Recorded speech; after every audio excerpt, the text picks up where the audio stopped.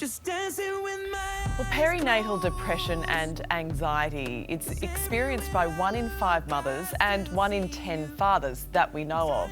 And shockingly, more than half of new parents don't know the warning signs. But 9 News presenter Davina Smith is encouraging parents to speak up, sharing loud, raw and honest stories in her new podcast with a collaboration with the Gidget Foundation. Davina joins us now, along with one of her guests, Craig Anderson. Dee, it's great to have your voice on this. So tell us about what made you want to start this podcast with Gidget. It's that statistic that Gidget mentions that more than half of new parents don't know the warning signs and the symptoms. And I think what we've found through the podcast is we assume it's mums sitting at home crying.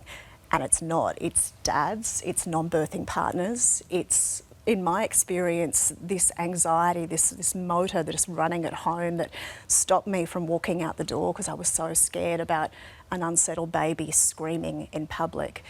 There are so many different stories and symptoms and triggers, and we assume that it's just mum at home crying. So the podcast is really about raising awareness about what PNDA is and also giving you some hope that we have 8 incredible stories from powerhouse parents who all recovered, and we know through the research that if you get intervention quickly, you can go on to live a really, really happy life and recover. Well, Craig, you're doing an amazing job of opening up this conversation around men in this space. Could you share a little bit of your story with us? Yeah, absolutely. So my journey started with my wife's diagnosis for postnatal depression with my son. We learnt what it was and learnt what we went through. So obviously when your partner goes through something like that, you look to support and you look to take on extra load. And I did that for a few months and tried to keep everything going while she got the care she needed.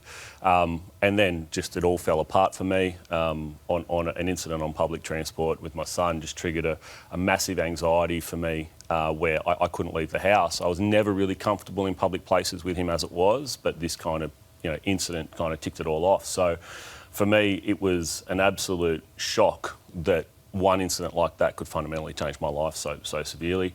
And then an even bigger shock when my wife said, "This isn't normal, mate, you need to go and get some help." To walk into the Gidget Foundation, who we've been in touch with previously, for them to say, "You've got postnatal anxiety."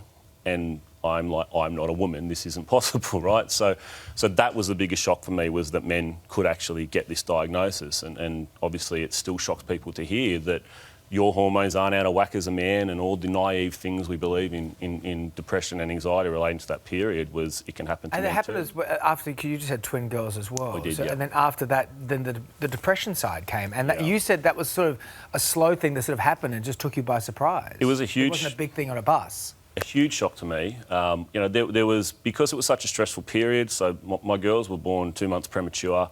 It was during COVID, so there was not a lot of family around us. They couldn't come and meet the girls or see them. Or help. Yeah. We were financially in a bit of strife. We'd just bought a 2-bedroom apartment. We had 3 kids, right? So it's not funny, but it's, oh my goodness. Yeah.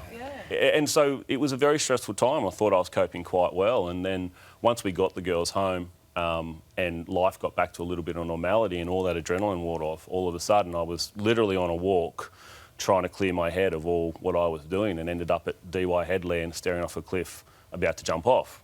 And it was such a shock. I got a phone call while I was up there, started talking to the person, and before I knew it I was back home, and I freaked out and said to my wife, "This just happened." And then immediately got the help that I needed, and again the Gidget Foundation, lifesavers that they are, pushed me through. But I was a person that had gone through treatment for this. I knew it existed, and yet I still didn't see that coming. It was a big shock. Well, I can guarantee there are people at home watching right now feeling a little bit less alone because of you sharing your story, and you too, Davina.